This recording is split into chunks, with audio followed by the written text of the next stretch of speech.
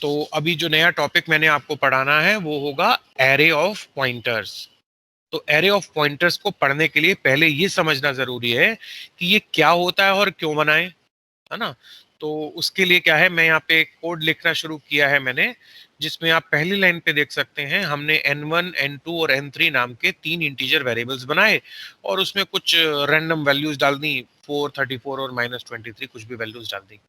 मैं क्या चाहता हूँ कि मैं अपने n1 का एक पॉइंटर बनाऊं, उस पॉइंटर को n1 का एड्रेस दे दूं, n2 का पॉइंटर मैं p2 को बना दूं और p2 को क्या कहूं, आप प्लीज n2 को पॉइंट करने लग जाइए।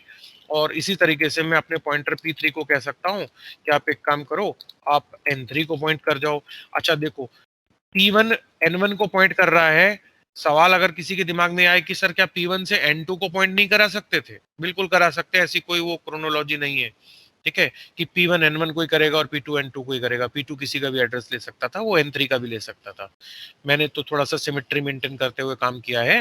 बहरहाल 3 पॉइंटर्स बनाए थे, तीनों पॉइंटर को अपने 3 अलग वेरिएबल्स का पता पॉइंट करा दिया। तो मेरे पॉइंटर्स में एड्रेस आ चुका है। अब अगर कोई मुझे कहे कि सर आपके पॉइंटर में जब एड्रेस आ चुका है तो इस पॉइंटर की मदद से वैल्यूज को प्रिंट करा दीजिए। तो पॉइंटर की मदद से वैल्यू कैसे प्रिंट होती हैं, वो देखो बड़ा आसान सा काम है, पहले भी बताया हुआ है।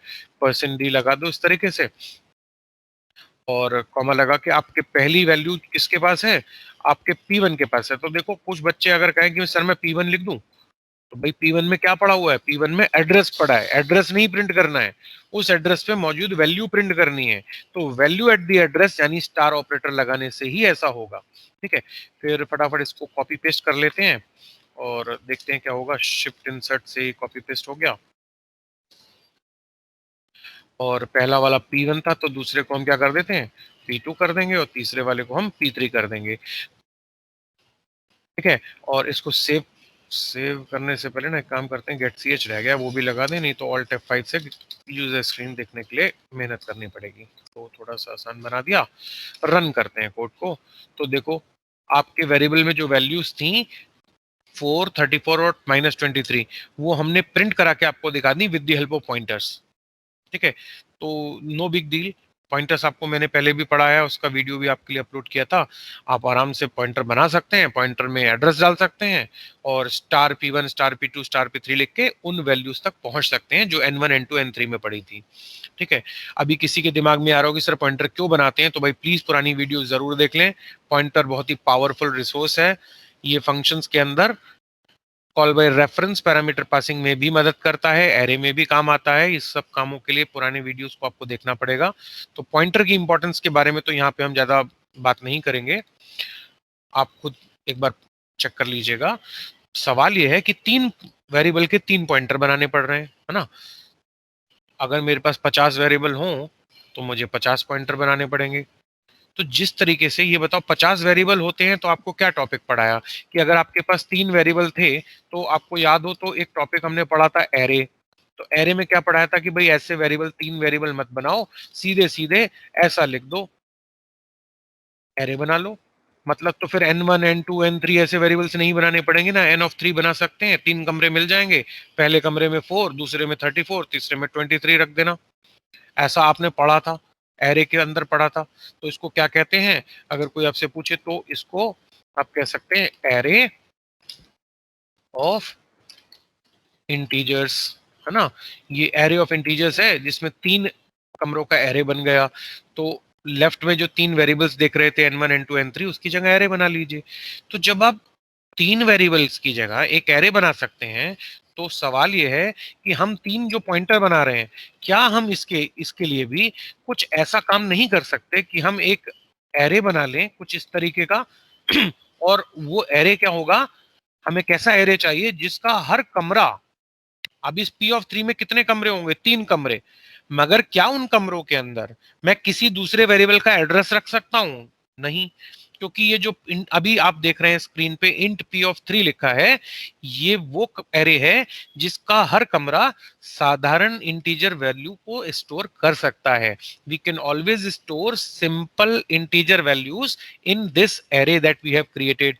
But what we actually want is, we want that instead of storing simple values, can we store addresses into it? क्या मैं P ऑफ 0 में एक एड्रेस, P ऑफ 1 में दूसरा एड्रेस और P ऑफ 2 में तीसरा एड्रेस, ऐसा कुछ कर सकता हूं? अगर आप ऐसा कुछ करना चाहते हैं तो आपको यहाँ पे स्टार लगाना होगा। जैसे ही आप ये काम कर देंगे तो इसको क्या कहेंगे? इसको कहेंगे एरे। ये एरे तो है, नो डाउट, स्क्वायर ब्रैकेट्स लगे हैं तो एरे है। इसको कहेंगे एरे ऑफ पॉइंटर्स। अब ये क्या काम आएगा उसको यहां समझिएगा। अब आपको एक तो ये जो लिखी है तीन चीजें, इनकी जरूरत नहीं बचेगी ना। अब हमारे को इन तीन चीजों की जरूरत नहीं होगी। हम क्या काम करेंगे? हम इसकी जगह पर क्या बोला आपको, क्या लिख लीजिएगा? हमने बोला आप ये लिख लीजिएगा। तो ऐसा लिखने से क्या बेनिफिट मिलेगा वो अभी आपको समझा देते हैं। जहां नीचे आप P1 P2 ऐसे लिख रहे थे उसकी जगह पे यहाँ क्या आ जाएगा, ऐसे ये काम हो जाएगा। ठीक है। और ये काम हो जाने से क्या फायदा मिलेगा? आप इसको P2 लिखेंगे, सॉरी P2 नहीं, P ऑफ 2। ठीक है। इस तरीके से आपने जो एरे बना लिया, फिर देखो क्या बेनिफिट है, एरे बन जाता है तो हमारे को लूप चलाने में भी मदद मिल जाती है ना। तो लूप चलाने में मदद मिल जाएगी तो ये नीचे जो तीन प्रिंटफ है इन तीन की भी हमें जरूरत नहीं रहेगी। हम तो यहाँ पर एक लूप लगा देंगे और उस लूप को क्या बोल देंगे, आई इक्वल टू 0 से आप शुरू हो जाओ और आई लेस देन इक्वल टू कहाँ तक जाओ, एरे में तीन कमरे हैं तो आप 2 तक जाओ, क्योंकि आखिरी वैल्यू तो 2 होगी, 0 1 एंड 2, तीन कमरे हैं, 3 तक तो नहीं जाएगा, ऐसा आपको मैंने एरे में पढ़ाया हुआ है ना। तो काम क्या करना है, बस ये छोटा सा काम है और इसी के साथ देखो कितना कितना आसान हो जाएंगी चीजें। अब ये तीन तीन प्रिंट एफ की जरूरत नहीं रही ना, फॉर लूप अपने आप घुमाता रहेगा ऊपर वाले प्रिंट एफ को, और ऊपर वाले प्रिंट एफ को जब वो घुमाएगा तो हम उसको क्या कहेंगे, क्या प्रिंट कर दे भाई। आप एक काम करिए, आप अगर देखो, अगर मैं ऐसा लिख दूं, ये लिख दूं, P ऑफ आई प्रिंट कर दो, तो भाई ये मत भूलना कि P जो है वो एरे ऑफ पॉइंटर्स है, मतलब उसका हर कमरा अपने आप में पॉइंटर है। तो P ऑफ आई प्रिंट कराओगे तो हर कमरे में क्या पड़ा हुआ मिलेगा, हर कमरे में आपको एड्रेस पड़ा हुआ मिलेगा। तो आपको एड्रेस तोड़ना प्रिंट कराने हैं आपको उन, अगर देखो मैं इसको अभी ऐसे ही रन करके दिखाता हूँ। अगर मैंने रन किया तो देखो ये क्या दिखा रहा है, पता नहीं क्या आ गया, -12 -14 -16, है ना। तो क्यों आ रहा है? क्योंकि एड्रेस दिखा रहा है और एड्रेस नेगेटिव नहीं होते हैं। हमारा फॉर्मेट स्पेसिफायर भी अभी गलत लगा हुआ था, ये %u होना चाहिए था एड्रेस के लिए। और बहरहाल हमें एड्रेस तो चाहिए ही नहीं ना सर। अगर एड्रेस चाहिए होता तो हम यहाँ पे क्या लगाते, %u लिखते और फिर हम प्रिंटिंग करा के आपको दिखाते, तो एड्रेसेस ही नजर आते आपको स्क्रीन पे। हमें एड्रेसेस नहीं चाहिए सर, हमें क्या चाहिए, उन एड्रेसेस पे मौजूद वैल्यू। वैल्यू तो इंटीजर टाइप की होगी और वैल्यू तक पहुंचने के लिए क्या पढ़ाया था, स्टार लगा दिया करो, वैल्यू तक पहुंच जाओगे। अब देखो आप इसको रन करोगे, अब वैल्यूज तक पहुंच गए। तो एरे ऑफ पॉइंटर में क्या हुआ, फिर से समझ लो। मैं चाहूं तो मैं 3 पॉइंटर बनाता, मगर 3 पॉइंटर क्यों बनाऊं? मैं एरे ऑफ पॉइंटर्स क्यों नहीं बना सकता? बिल्कुल बना सकता हूँ, यही हमारा टॉपिक ऑफ स्टडी है आज अभी के लिए। तो एरे ऑफ पॉइंटर्स क्या कहता है, ऑफ कोर्स एरे तो होगा मगर उस एरे का हर कमरा अपने आप में एक पॉइंटर की तरह बिहेव करना चाहिए। मतलब P ऑफ 0 एक पॉइंटर बन जाए, P ऑफ 1 दूसरा पॉइंटर बन जाए, P ऑफ 2 तीसरा पॉइंटर बन जाए, और मैं P ऑफ 0 को कहूं आप N1 का एड्रेस ले लीजिए, P ऑफ 1 को कहूं आप N2 का एड्रेस लीजिए, P ऑफ 2 को बोलूं आप N3 का एड्रेस लीजिए। तो ऐसा मैं कर पाऊं, और यहां मैंने कोड में करके दिखा दिया। तो ये जो टॉपिक अभी आप देख रहे हो बेटा, इसी को एरे ऑफ पॉइंटर्स कहते हैं। और ये मैंने आपको कंपाइलर पे करके दिखा दिया और आपको मैंने यहाँ पे इसको रन भी करके दिखाया है। इट इज वर्किंग प्रॉपरली, ये चल रहा है। कोई बच्चा ये कहे कि सर वैल्यू के साथ साथ ये जो वैल्यू जो दिखा रहे हैं आप, इसके साथ क्या एड्रेस भी प्रिंट हो सकता है? तो हम क्या करेंगे, ADDRESS address is equal to %u से एड्रेस प्रिंट कराते हैं, ये ध्यान देने वाली बात होती है। और दोबारा हमें क्या लिखना होगा, हमें सिर्फ इतना सा लिखना होगा, P ऑफ आई, क्योंकि पॉइंटर के हर कमरा, मतलब एरे का हर कमरा अपने आप में पॉइंटर है। पॉइंटर है तो उसके अंदर एड्रेस ही तो पड़ा होगा, है ना। अगर अब इस कोड को हम रन कर दें तो वैल्यू भी दिख गई और एड्रेस भी दिख गया। तो चीजें कंटिन्यूअसली प्लेस्ड हैं, ये भी देखने को मिल रहा है और वैल्यूज भी देखने को मिल रही हैं। मतलब it is behaving like an array only. तो एरे ऑफ पॉइंटर में तो यही है। एक बार फटाफट पीपीटी में क्या था वो भी आपको दिखाते हैं, फिर आपको जितने क्वेश्चंस पूछने होंगे आप आराम से पूछ लीजिएगा। तो ये एरे की पीपीटी आपको मैंने दिखाई भी थी और इस पे वीडियो भी बनाया था। तो हम ये टॉपिक की बात कर रहे थे, array of pointers.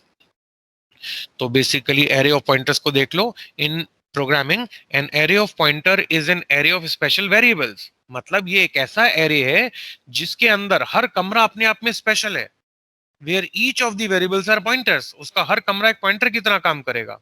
N array of pointer is useful for the same reason that all arrays are useful. भाई एरे का जो बेनिफिट था, आपको एडवांटेजेस ऑफ एरे जो पढ़ाए थे वो सीधे के सीधे पॉइंटर्स पे भी लग जाते हैं। अब एरे ऑफ पॉइंटर्स में क्या है, आप चार पॉइंटर बनाते तो चार पॉइंटर अलग अलग बनाओगे तो अलग अलग ठिकानों पे होंगे ना। मगर अगर आप एरे ऑफ पॉइंटर्स बना दोगे तो आपके चारों पॉइंटर एक कमरे के साथ दूसरे कमरे के साथ ऐसे ऐसे स्टोर हो जाएंगे। तो कितना अच्छा हो जाएगा, ऐसा हो जाए तो एरे की ब्यूटी मिल जाएगी, एरे के एडवांटेजेस मिल जाएंगे।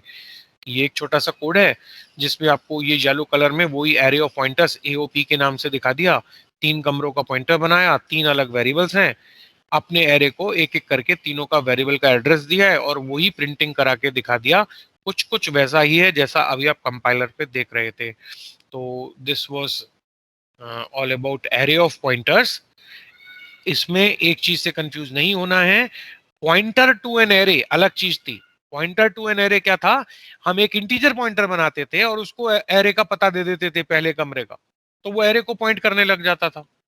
एक पॉइंटर होता था, एरे को पॉइंट करता था। एरे के अंदर सामान कैसा होता था, ऑर्डिनरी इंटीजर वैल्यूज। मगर ये टॉपिक अलग है। ये टॉपिक क्या कह रहा है, एरे ऑफ पॉइंटर्स क्या कह रहा है कि एक ऐसा एरे बनाओ जिसके अंदर हर कमरा एक पॉइंटर की तरह बिहेव करे। तो इस टॉपिक को पॉइंटर टू एन एरे से कंफ्यूज नहीं होना है। और अक्सर ऐसा कई जगह पे इंटरव्यूज में और एग्जाम्स में पूछा जाता है, एरे ऑफ पॉइंटर क्या होता है और पॉइंटर टू एन एरे क्या होता है। तो ये पॉइंटर टू एन एरे नहीं है। पॉइंटर टू एन एरे इसी पीपीटी में आपको याद हो तो हमने पीछे एग्जाम्पल में देखा था। उसमें आप अगर यहाँ पे ध्यान से देखें तो आप को मैं अभी दिखाता हूँ। ये देखिए जहां मेरी कर्सर मूवमेंट है, यहाँ पे मार्क्स नाम के एरे का हम जीरो कमरे का एड्रेस भेजते हैं तो एक पॉइंटर में रिसीव करते हैं। ये एक सिंगल पॉइंटर होता है जो इस एरे को पॉइंट करता है। तो ये क्या कहलाता है, पॉइंटर टू एन एरे। मगर जो अभी अभी देखा वो टॉपिक एरे ऑफ पॉइंटर्स है। यहाँ पे एक पॉइंटर नहीं है, यहाँ पे पूरा एरे है जिसका हर कमरा पॉइंटर की तरह बिहेव कर रहा है। तो होप आपको ये सब कुछ समझ में आया होगा। तो आज के लिए मेरी तरफ से यही है, फिर आगे के सेशंस में नई चीजें आपको मैं पढ़ाऊंगा।